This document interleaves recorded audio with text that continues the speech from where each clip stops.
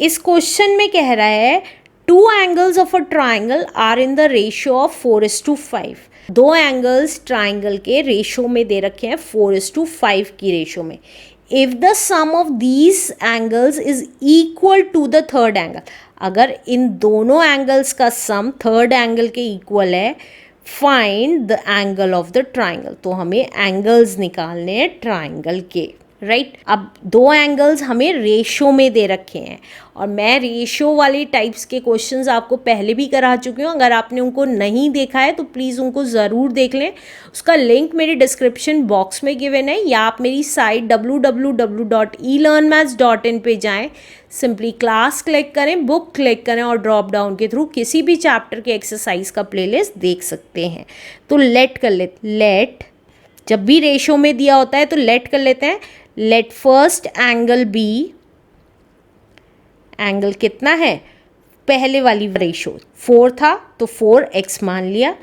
अब इसी तरीके से सेकेंड एंगल कितना हो जाएगा, सेकेंड एंगल जो कितना होगा, देखिए दूसरी रेशो 5 थी तो 5x मान लेंगे उसको। और थर्ड एंगल कितना निकल जाएगा, थर्ड एंगल अगर आप क्वेश्चन में देखेंगे थर्ड एंगल के बारे में कह रहा है the sum of these angle is equal to the third angle. इन दोनों एंगल्स का सम थर्ड एंगल के इक्वल है, तो हम इन दोनों का सम निकाल देंगे, वो थर्ड एंगल हो जाएगा। तो वो कितना हो गया, 4x + 5x कितना हो गया, दैट इज़ 9x। 9x हमारा थर्ड एंगल आ गया।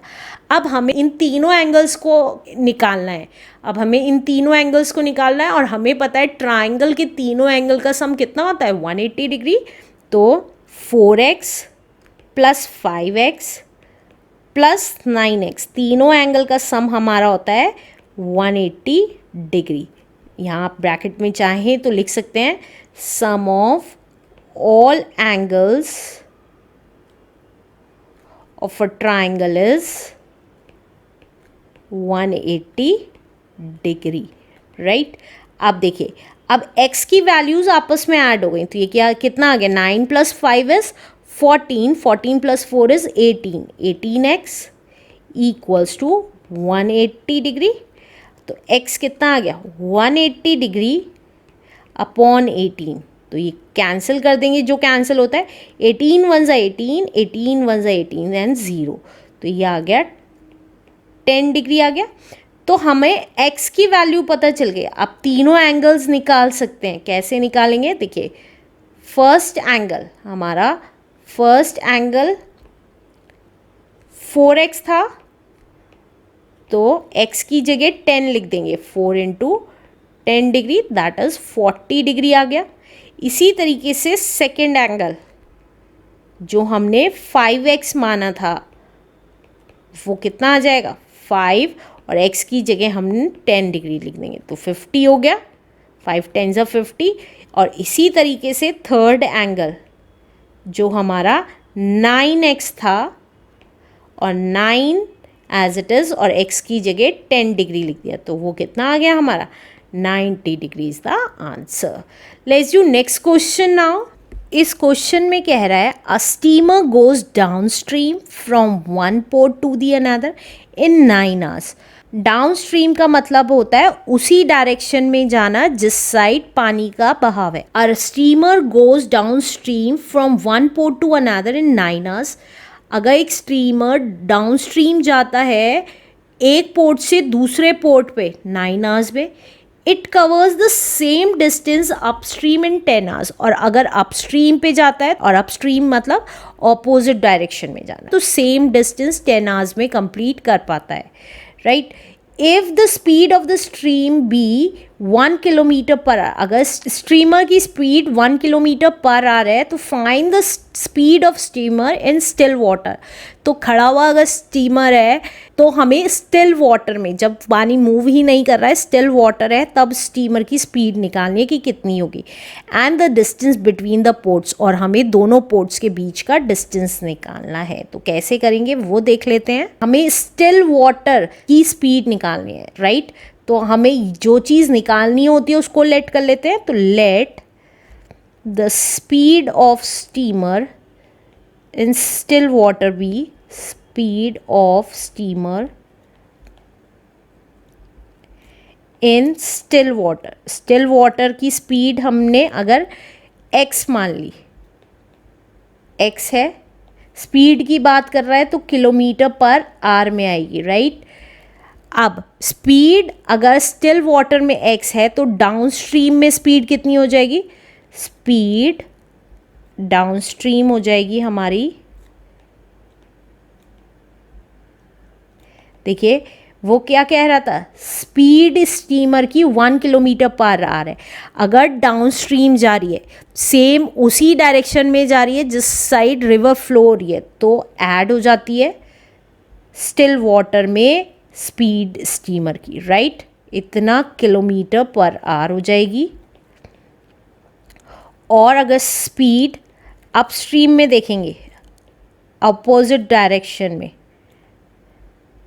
तो स्पीड कम हो जाएगी क्योंकि उसको ज़्यादा मेहनत करनी पड़ेगी ऑपोजिट डायरेक्शन में जाने के लिए, तो किलोमीटर पर आवर, राइट। अब हमें स्पीड डाउनस्ट्रीम भी पता चल गई और अपस्ट्रीम भी पता चल गई।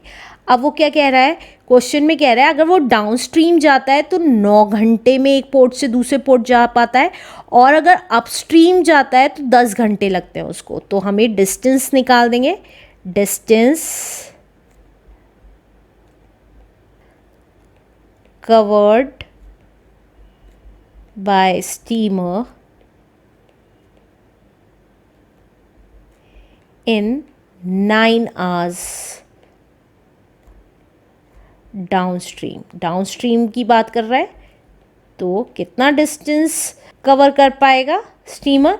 तो देखिए डाउनस्ट्रीम में x+1 उसकी स्पीड थी और आज 9 आवर्स है, तो डिस्टेंस कैसे निकालते हैं? डिस्टेंस का फॉर्मूला क्या होता है? स्पीड इनटू टाइम, तो 9 इंटू x+1 हो गया किलोमीटर। डिस्टेंस किलोमीटर में निकालते हैं तो किलोमीटर आ गया, तो इसको हम क्या लिख सकते हैं? 9 इंटू x+1 किलोमीटर भी लिख सकते हैं। अब इसी तरीके से हम अपस्ट्रीम का डिस्टेंस निकाल देंगे कि अपस्ट्रीम के केस में कितना डिस्टेंस कवर करेगा वो निकाल देंगे। Distance covered by steamer in 10 hours, in 10 hours upstream कितना डिस्टेंस कवर करेगा? देखिए स्पीड दे रखी है, टाइम दे रखा है, तो डिस्टेंस कितना हो जाएगा? टाइम की मल्टीप्लाई हो जाएगी उसकी स्पीड से, राइट, और डिस्टेंस किलोमीटर में आ जाएगा। ये समझ में आ गया होगा। फिर से बता रही हूँ, हमें स्टिल वाटर की स्पीड नहीं दी हुई थी और हमें वो निकालनी थी, तो हमने उसको x मान लिया।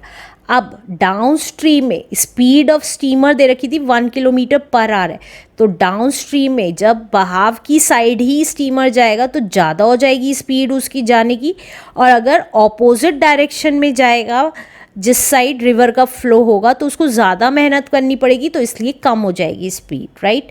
अब डिस्टेंस जो कवर करेगा डाउनस्ट्रीम में 9 आवर्स में डिस्टेंस कवर करेगा, तो डिस्टेंस कितना कवर करेगा 9 आवर्स में वो पता चल गया। स्पीड डाउनस्ट्रीम की आवर्स से मल्टीप्लाई हो जाएगी। अब वो कहता है अपस्ट्रीम में 10 आवर्स लगते हैं उसको डिस्टेंस कवर करने के लिए, तो 10 आवर्स में कितना डिस्टेंस कवर करेगा? तो हमें स्पीड दे रखी है, टाइम दे रखा है, और हम डिस्टेंस निकाल देंगे। अब क्वेश्चन में कह रहा था it covers the same distance, downstream भी सेम डिस्टेंस और अपस्ट्रीम भी सेम डिस्टेंस कवर कर रहा है, राइट। तो दोनों के डिस्टेंस को इक्वल रख देंगे, तो दोनों का डिस्टेंस कितना था? एक का था 9 इंटू x+1 और दूसरे का था 10 इंटू x-1। दोनों का डिस्टेंस सेम रख दिया है। क्यों? क्योंकि वो क्वेश्चन में कह रहा है it covers the same distance, right.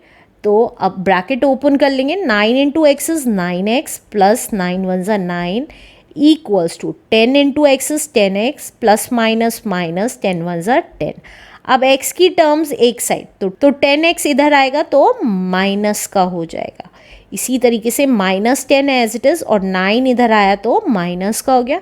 अब एक वैल्यू प्लस की और एक वैल्यू माइनस की आपस में सब्ट्रैक्ट हो गई, साइन बड़ी वाली वैल्यू का लग गया इक्वल्स टू। अब ये दोनों माइनस की वैल्यूज़ हैं तो आपस में ऐड हो जाएंगी, साइन माइनस का लग जाएगा। और जब दोनों जगह माइनस साइन होता है तो हम क्या करते थे, हम उसको कैंसिल कर देते थे। कैंसिल कर दिया तो x कितना आ जाएगा हमारा, 19 आ गया। तो x हमने किसे माना था, स्पीड मानी थी स्टिल वाटर में, तो speed of steamer in still water, in still water x मानी थी तो वो कितनी आ गई, 19 आ गई। और स्पीड की यूनिट क्या होती है, किलोमीटर पर आवर होती है, तो किलोमीटर पर आवर निकाल दी।